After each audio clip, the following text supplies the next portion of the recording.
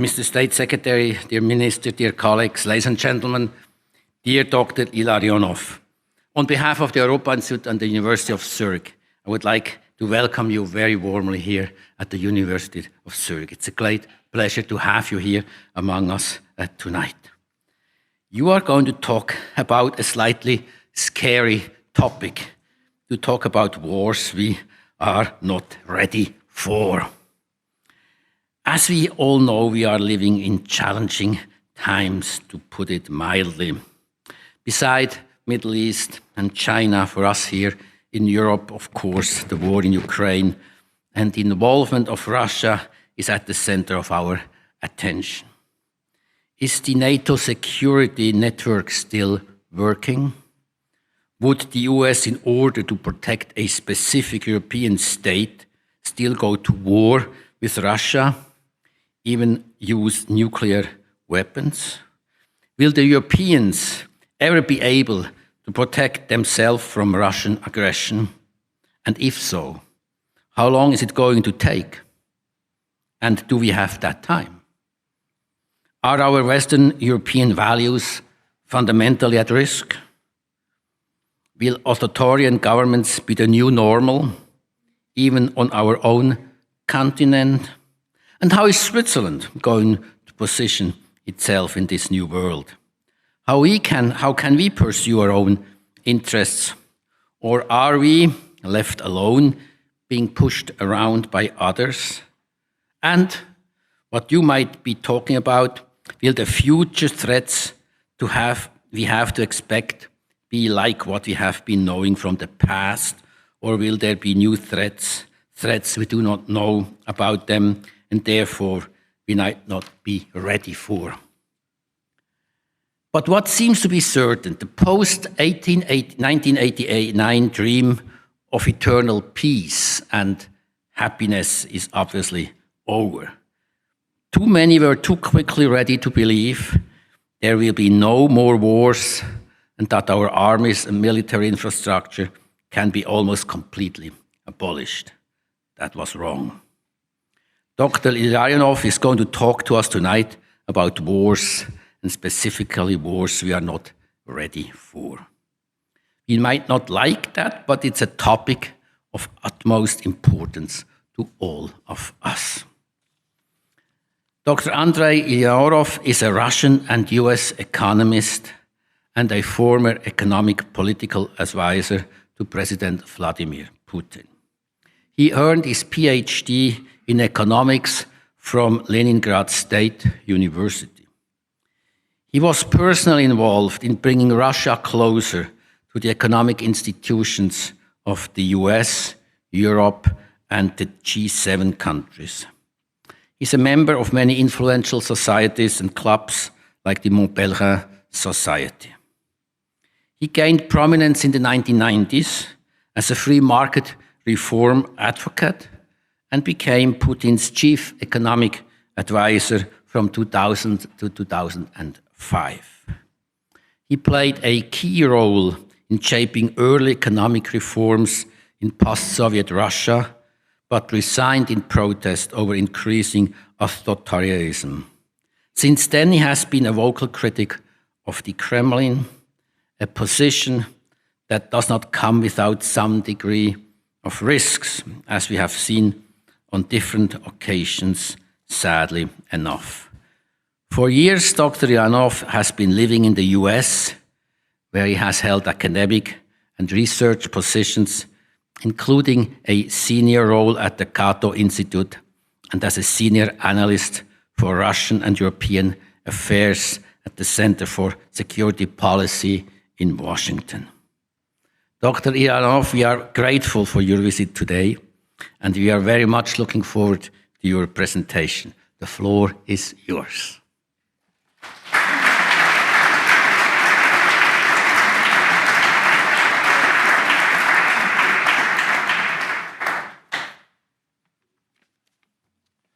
Thank you very much for such a kind introduction, Professor Kellerhals.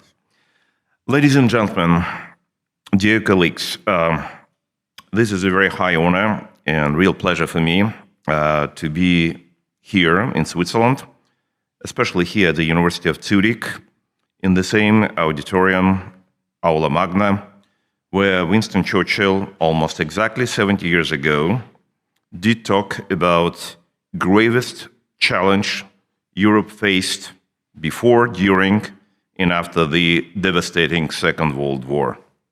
We know the plaque here. The issue that Winston Churchill had in mind, how to prevent new wars. And first of all, how to prevent new wars in Europe. The recipe against new wars within Europe, among European states, Churchill has proposed back then in this very hall a creation of a new institution. He has called in that speech the United States of Europe, with particular attention to the close partnership between France and, he underscored, Germany, as inalienable part of that institution would be necessary success. These proposals by Churchill turn out to be miraculously prophetic. As we all know, that project, launched 11 years after the Churchill speech, has embraced by now almost all Western and Central European countries, with a few exceptions, one of which is a notable absence among the EU members of this particular country, Switzerland. The very country that he, Churchill, delivered his 1946 appeal, "Let Europe arise." But the very fact of this project, the European Union, in this current form that we have right now, shape and size, does not whet too much appetite among some Swiss citizens, back then as well as today, must not discourage an observer or scientist. Switzerland, as a nation, might not be so much an object of four different political proposals, constructions, of even such greatest minds and outstanding personalities like Winston Churchill was, but also, and probably even more, is a place where such great ideas might be born, come to their life, discussed, and to look from different angles. In any case, this is true. The project that Churchill proposed, the EU, that operates now with some impressive achievements, as well as not without some flaws, has indeed succeeded to prevent new wars within Europe, within those members of these institutions, since the conception of this organization. But also true that the EU project did not and could not prevent new wars in other corners of the world, including immediate borders of what we can call, let's say, old Europe, or which may be more correctly to say Western and Central Europe. That project did not prevent wars in Yugoslavia, Russian conventional wars against Chechnya, Moldova, Georgia, Ukraine, Russian hybrid war against all Europe. But since Switzerland happened to be such a lucky, fertile for ideas place where Churchill's proposal was pronounced and then executed later, why don't we try to repeat somehow, if not that, but similar exercise? If that approach that I was talking about succeeded once, but we know not, in reality, not once, why not to try this approach again? Why today we could not be scared, as it has been said in introduction? I don't want to scare you. I think it is impossible. It's just, you are tough people. But let me propose something different. Why don't we try something that our predecessors did with Winston Churchill 17 years ago, meaning to try to find response or responses to the challenges of war and peace today. So the question arises whether we, here in this same room, could be worthy of our distinguished predecessors and offer at least some ideas on the wars and peace, how to prevent, how to stop, and how to win in the wars that are waged now. So it does not necessarily mean that I would try or somebody would try to push Switzerland to become part of any institution, coalition, any other framework. But it seems to me that Switzerland as a country, and especially this place, University of Zurich, might contribute as a, I would say, temple of knowledge and wisdom, might contribute to understanding, practical experience, innovative skills towards meeting new modern challenges, especially over there where, based on my experience of the last 3.5 years, since February 24th, 2022, all other great minds and other minds, frankly speaking, have failed. So, my topic today is wars we are not ready for.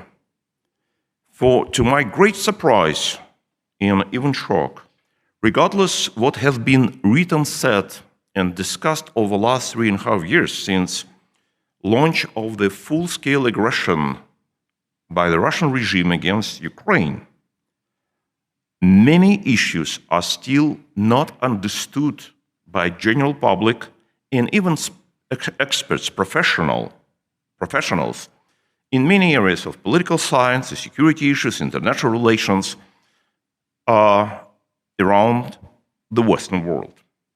So that is why even I had some other wars that I would be ready to talk to, but I think the most urgent issue right now is Putin's war against Ukraine and against the West.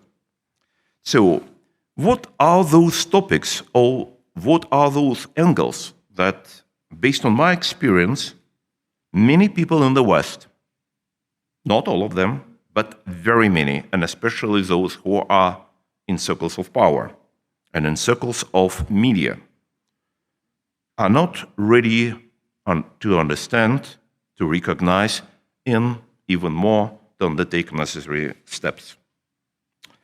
The first one, I have several theses that I would like to share with you, and I would be very much glad if we can jointly discuss them to see whether we can do something for better understanding of this very complex problem and maybe even to solution.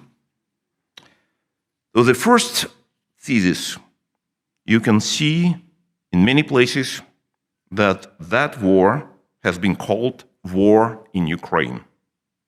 It is wrong. It is not war in Ukraine. Sometimes it has been called Ukrainian war. It is wrong. It is not Ukrainian war. It is Russian-Ukrainian war or Russo-Ukrainian war.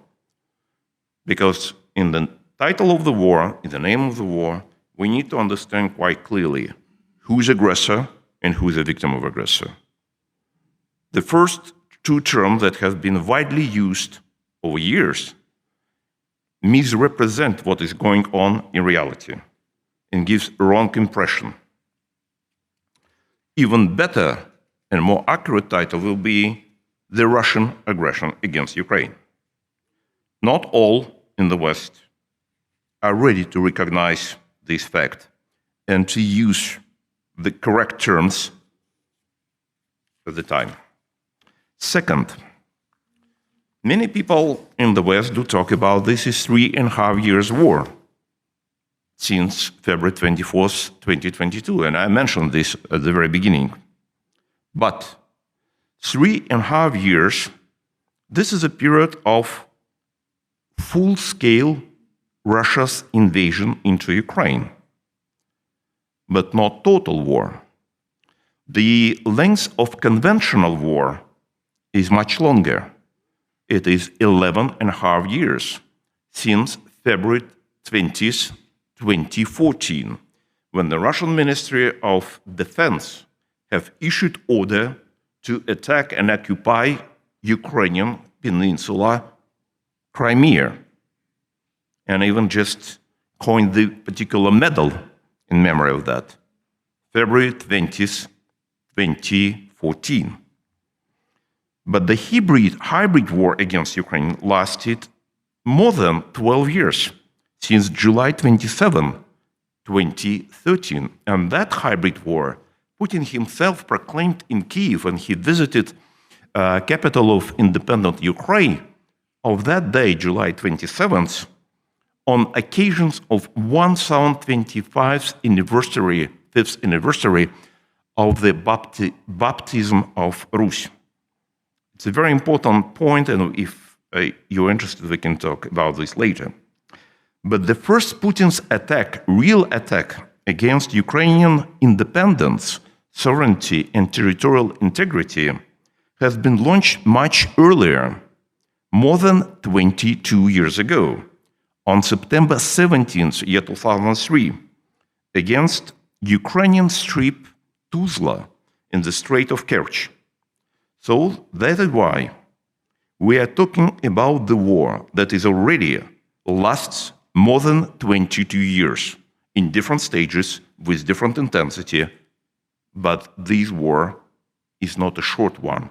Even the 3.5 last years of full-scale invasion, not short, especially for Ukrainians, but it is much longer and gives us a little bit of flavor and our understanding of long-term planning and executions of those plans by Kremlin today. Not very many in the West do understand this fact and do recognize this fact. Third, Putin publicly and not once proclaimed his final goal in this war against Ukraine: complete annihilation of the Ukrainian not only sovereignty, independence, territorial integrity, but the very statehood, the total statehood of Ukraine, the total destruction of Ukrainian nations, of Ukrainian identity, Ukrainian ethnicity, Ukrainian language, Ukrainian culture. Essentially, this is genocidal war, and it is planned like this, and it is executed in such a way. Not very many in the West do understand and do recognize this fact. Fourth, not very many in the West are ready to recognize that this war is not so-called, I put it in brackets, small war. It's a big war.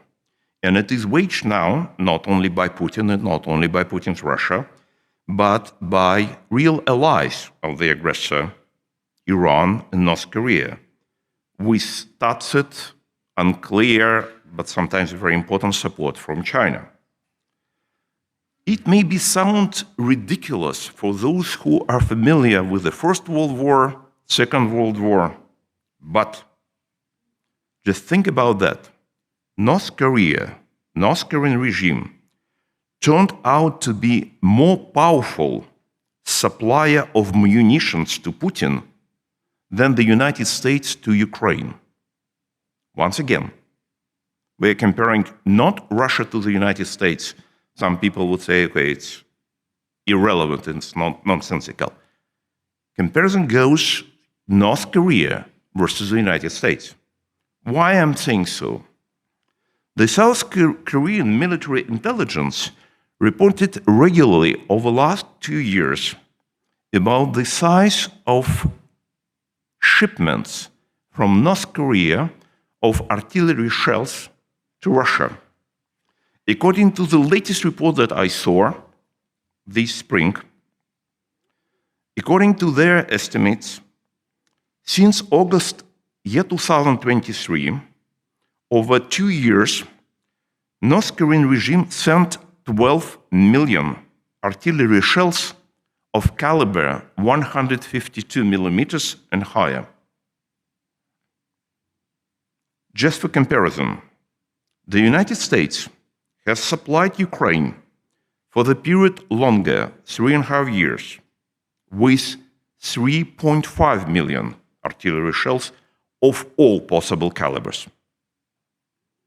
So if we make a little math and move to the annual shipments, it means that North Korea was able to supply the aggressor with approximately, on average, 6 million large caliber shells per year, while the United States, the former arsenal of democracy, according to the time of the former US President Franklin Delano Roosevelt during the Second World War, arsenal of democracy, United States, was sending to Ukraine, on average, only 1 million shells of all types per year.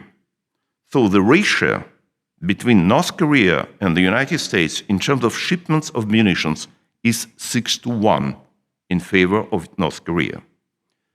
Certainly, United States provides Ukraine not only with artillery shells, with many other equipment, and it would be not correct to limit our comparison only with shells. That's certainly not true. But it gives a flavor of capacity that is available in one of the aggressors. Looking at map or demographic numbers or economic potential as we used to think about North Korea, not the greatest of these members. So anyway, the arsenal of autocracy, if I can use such a term, appears to be working much more productively than the arsenal of democracy and freedom, at least nowadays, not during the Second World War. Fifth, not many in the West are ready to recognize that in this war, the autocracy, aggressive autocracy, massively outspends the fighting democracies, and first of all, Ukraine with its allies and partners. Russia's official military expenditure this year is going to be approximately $180 billion according to exchange rate. Ukraine's military expenditure is, in the best case, about $50 billion. All military assistance that coming from Europe and the United States, and, which is very important, just when you will be checking these numbers, please pay attention to this, not announced by US Congress or European parliaments or even proclaimed by the governments, but physically delivered to the Ukraine soil. That's very important because all these announcements are not fighting on the fronts. What can fight on the fronts? Only that military equipment and all those military munitions that are physically on the Ukrainian territory. So, all this military assistance from Europe and the United States during 3 previous years, 22, 23, 24, on average was $20 billion. $20 billion. So, putting them together, applying such instrument like purchasing power parity, because it's understandable that prices in Russia and Ukraine are lower than in Western Europe and in the United States.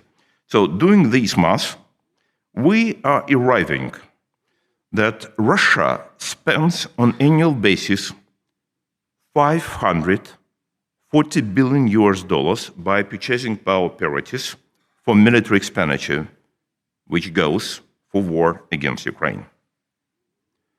On the Ukrainian side, we have Ukrainian military expenditure also recalculated using purchasing power parity, plus military aid from European countries and the United States, and we arrive at $170 billion. Certainly that might be some fluctuations, but essentially the ratio is 3-1 in favor to aggressor.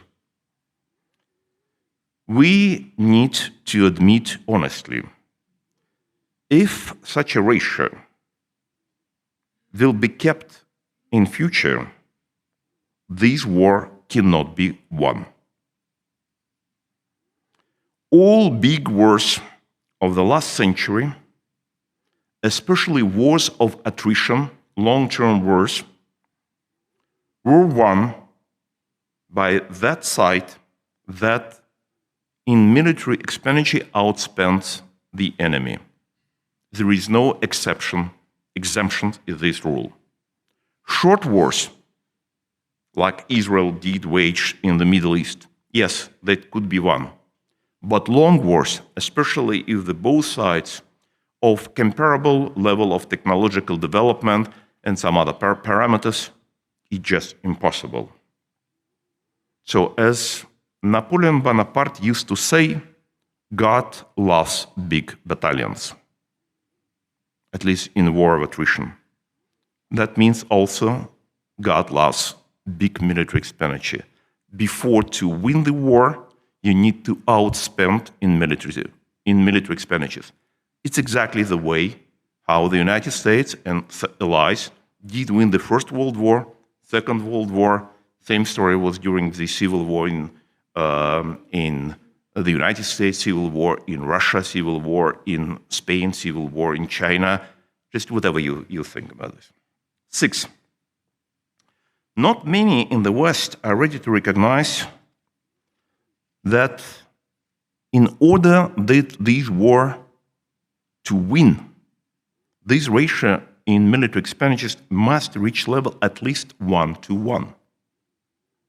And that is why, due to ingenuity of armed forces of Ukraine, high morale, better organization, and so on, Ukraine could win, meaning could defend itself. Assuming Russia continues its current path and objective limits for Ukraine economic potential to mobilize additional resources, it means that total military aid to Ukraine must be increased from the current $20 billion per year to at least $150 billion annually. How long? As former US president used to say, as long as it takes. Which means increase of military aid to Ukraine by several times, 6 times, 7 times, assuming Russia does not increase military expenditures and stays at the same level. But, 7th, not many in the West are ready to recognize that Putin might not stay at the same level of military expenditure, but might increase Russia's military expenditure further. This is a war Putin wants to continue in order to reach his publicly announced goals, regardless of any costs, economic devastations, and military personnel losses. Today, Russia's military expenditures as a share of GDP stays at level 8% of GDP. Historically, during the Second World War, Soviet military expenditure between 1942 and 1945 were between 53 and 61% of GDP. What does it mean? Does it mean that Putin will definitely increase military expenditure level to this, 53, 60% of GDP? Not necessarily. But it gives us a feeling, a flavor, that what might happen if necessary or similar decisions as it was during the Second World War be taken in today's Russia. Even if it will be not 53, 61, if instead of 8% of GDP, it will be 15% of GDP, or 20% GDP, or 30% GDP, or 36, 38% of GDP as it is today in Ukraine. Ukraine today has about 38% of GDP military expenditure. It means, in absolute terms, increase of military expenditure of Russia roughly speaking, 5-6 times. And it means that much more resources will be used against Ukraine, and not only Ukraine. It did not happen yet, but we must not be blind and deaf and could not see what might happen if such decisions will be taken. 8. Not many in the West are ready to recognize that this war is not only Russo-Ukrainian war.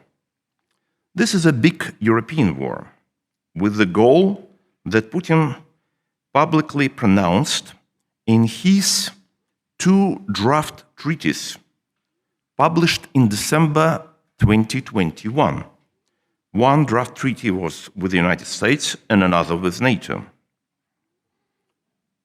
There, Putin officially proclaimed his goal to move the border between so-called spheres of responsibilities or spheres of interest between Russia and NATO country to the so-called 1997 line, with necessary denatoization of Central Europe. Essentially, this 1997 line, with the exception of probably East Germany, is quite close to the same line along which the infamous Iron Curtain descended on Europe. That was the topic of Winston Churchill in another speech in March 1946, just 6 months before in Fulton, United States. Therefore, Putin was not joking. He was that serious about his plan that we knew and we had learned this September and October, when he launched a big hybrid war against Europe in areas of Baltics, Poland, Denmark, Norway, Germany. In fact, those who follow his actions, this hybrid war has been launched much earlier, with hundreds of sabotage acts and attacks across Europe over the last few years. But Europe and the West largely ignored it. 9th, not many in the West are ready to recognize that this war is not war only against Ukraine or against Europe. This is a war against the whole West. On October 5th, 2023, just 36 hours prior to the Hamas barbaric attack against Israel, Putin, in his speech at the Valdai Club meeting, publicly announced and actually hinted what could happen just in few hours. Back then, he announced formation of the so-called World Majority Coalition against the West, with a very clear anti-Western agenda, and he proclaimed the days of the West are numbered. Check the document, which is available on the Kremlin website up to date. 10th, not many in the West are ready to recognize that the balance of power and balance of resources in this proclaimed by Putin global war against the West waged by so-called world majority with Russia as a leader is not so favorable for the West anymore as it might be seen earlier. Traditionally, the comparison of such type involved absolute volumes of GDP, amount of economic resources produced each country or blocks of countries. And from that point of view, initially, let's say 3.5 years ago, it seems absolutely impossible to think that Russia would attack and Ukraine, especially NATO, or just combined West, because it was so obvious that the combined GDP of the West, combined West, even just basic countries, worth back then and now is roughly 11 times higher, larger than the Russian one. Many experts claimed, how, with such a ratio of available economic resources, could he, means Putin, dare to attack the West? It's just inconceivable. But after 22 years of total period of war against Ukraine, including almost 12 years of conventional war and almost 4 years of large-scale war against Ukraine, and now opening stage of hybrid war against Europe, the picture does not look so simple and rosy. We already touched this comparison between shipments of artillery shells from North Korea to Russia and from the United States to Ukraine. And the situation with production of industrial productions of shells did not become better. Today, neither the United States nor combined Europe was able to speed up its output faster than it was done by Putin. The combined shells production of all NATO countries, according to open publications, now is slightly more than 1.5 million per year, while Russia's estimated output is at least 3 million, plus North Korean output, plus stocks, and so on. 2 years ago, Ukraine definitely was outperforming Russia in drone production. Not anymore. The situation has turned around. Today, Russia produces more drones and became largest drone producer in the world. And we understand that today drones is the main means of destructions on the fronts of the war. Last December, Putin bragged that Russia, according to him, produces 10 times more missiles, both cruise and ballistic missiles, than total NATO. 10 times more than total NATO. And he'd added that this year, 25, Russia is going to increase this output further by 30 to 40%. Certainly, we have full right not to trust Putin. He deserved it. But NATO Secretary General Mark Rutte,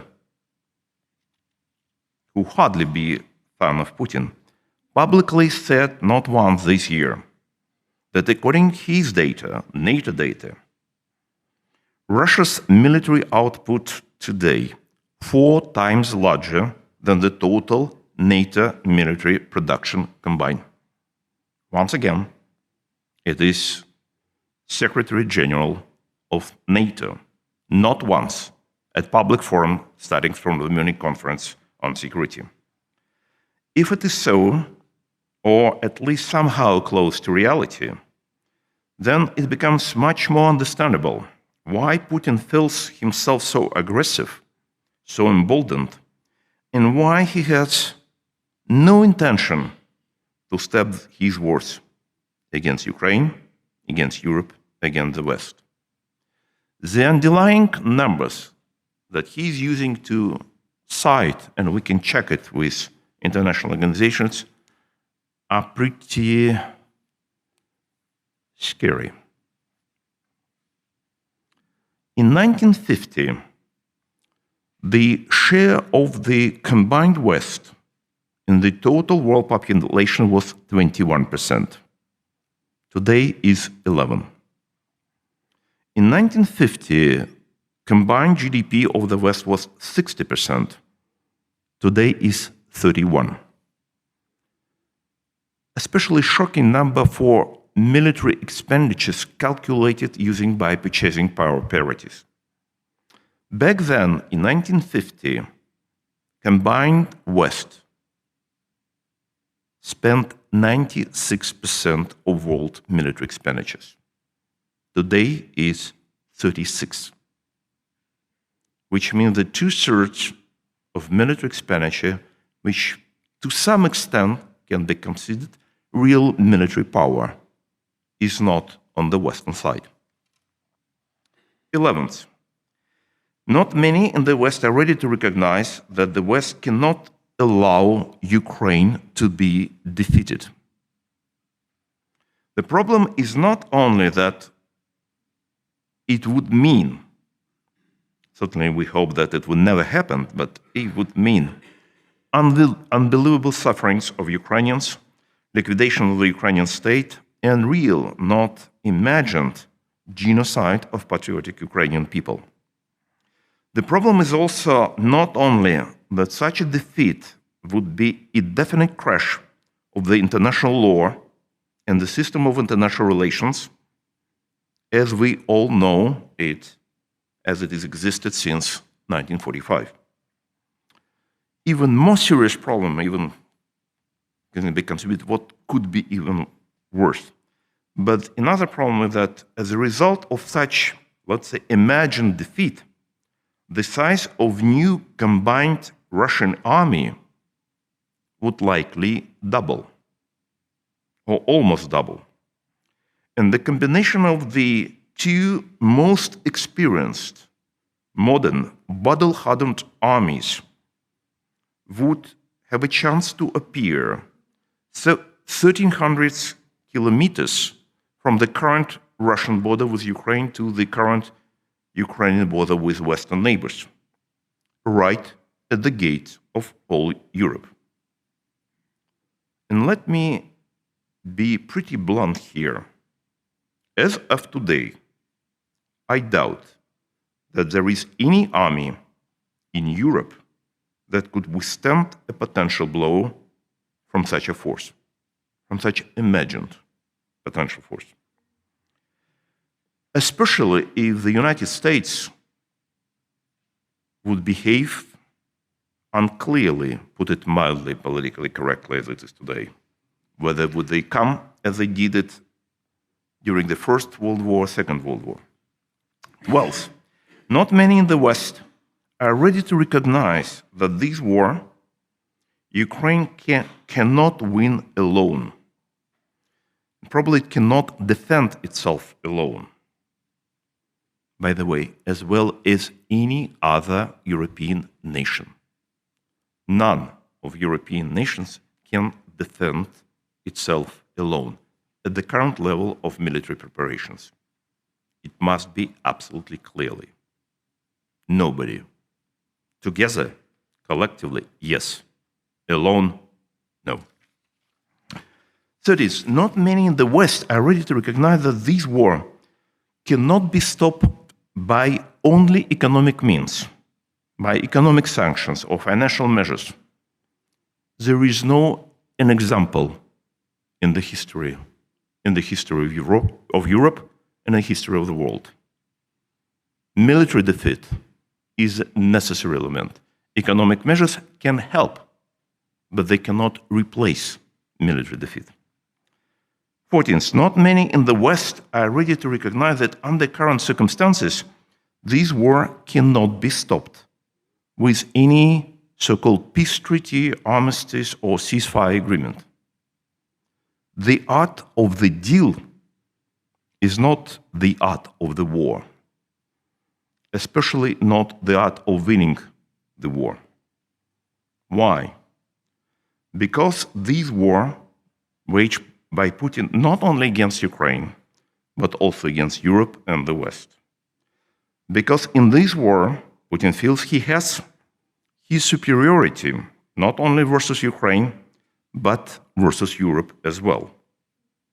Especially the US support to Europe is far from certain. Because, and probably this is the most important factor, Europe and the West as a whole, including the United States and including the current US president, they are not ready to fight Putin. Militarily, organizationally, industrially, technologically, financially, but most importantly, psychologically. this is a psychological dependence from Putin, personal and institutional. Therefore, in order not only to save Ukraine, but to defend itself, the West must radically change its attitudes towards Putin's aggression and Putin's aggressions. To be absolutely honest, today, West does not know how to do it. So that is why let's try to use this session today, this conversation, to be such a step towards bringing this understanding, at least to develop ideas that might help as ideas to create united Europe, help to prevent wars back in 1946. Using the Winston Churchill's attitudes back in that speech in 1946, in this very hall, and a very kind suggestion from our host, Professor Kellerhals, let me suggest following. Do not let Ukraine to be defeated. Do not let Europe to be defeated. Do not let the West to be defeated. Thank you.